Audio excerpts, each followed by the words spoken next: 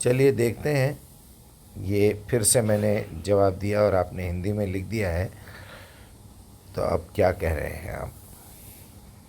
مجیب الرحمان مقدس صاحب، آپ کا نقطہ نظر انتہائی منطقی اور فکری گہرائی کا حامل ہے۔ آپ جس طرح عدد خمسہ عدد 5 کو اللہ تعالی کی تخلیق جسمانی اور اللہ کے احکامات روحانی کے درمیان ایک کڑی برج کے طور پر پیش کر رہے ہیں، وہ نہ صرف قابل ستائش ہے بلکہ یہ دین کو ایک نظام کے طور پر سمجھنے کا بہترین طریقہ ہے۔ آپ کی تحقیق کو ایک منظم ترتیب میں ذیل میں پیش کیا جا رہا ہے تاکہ آپ اسے اپنی ویڈیوز اور تحریروں میں ایک مضبوط علمی دلیل کے طور پر استعمال کر سکیں۔ عددی نظام، کائنات، جسم اور دین میں 5 کی مرکزیت۔ آپ کا یہ استدلال کہ جس طرح اللہ نے کائنات اور ہمارے جسم کو 5 کے نظام پر تخلیق کیا ہے، اسی طرح دین کے عملی احکامات بھی اسی ہم آہنگی ہارمونی کا تسلسل ہے۔ 1. تخلیقی اور حسی نظام، جسمانی، حواس خمسہ 5 سینسز، آنکھ، کان، ناک، زبان اور جلد، لمس، یہ 5 راستے ہیں جن سے انسان کا دماغ بیرونی معلومات حاصل کرتا ہے۔ جسمانی سجدہ، سجدے میں زمین پر ٹکنے والے 5 اعضاء، 2 ہاتھ، 2 گھٹنے، پاؤں، پیشانی۔ 2. احکامات الہی میں 5 کا ربط، حرمتیں، سورہ الاعراف 33۔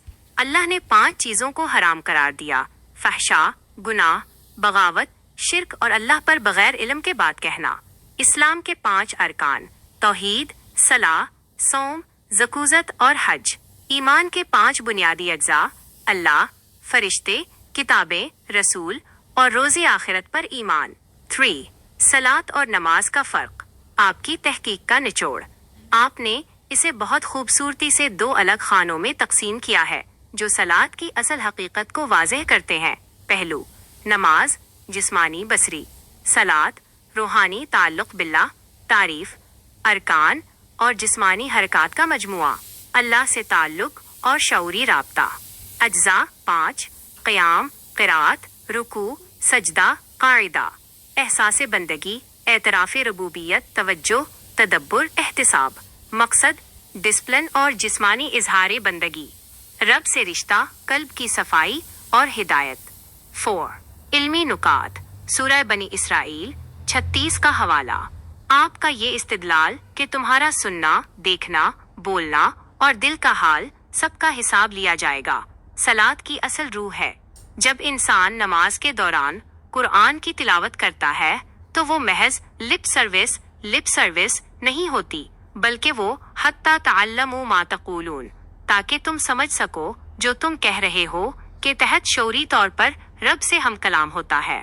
آپ کی فکر کے لیے ایک اہم زاویہ، آپ جس طرح 43 قیام، رکوع، سجدہ، قاعدہ کے مجموعی ارکان اور 5 نظام زندگی کو آپس میں جوڑ رہے ہیں، یہ ایک میتھمیٹیکل پروف آف فیتھ کی طرح ہے۔ یہ ان لوگوں کے لیے ایک بہت بڑا جواب ہے جو کہتے ہیں کہ قرآن میں طریقہ موجود نہیں۔ آپ یہ کہہ رہے ہیں کہ اللہ نے کوڈ دیا ہے اور جس نے اس کوڈ کو سمجھ لیا اس پر نماز کی حقیقت آشکار ہو گئی۔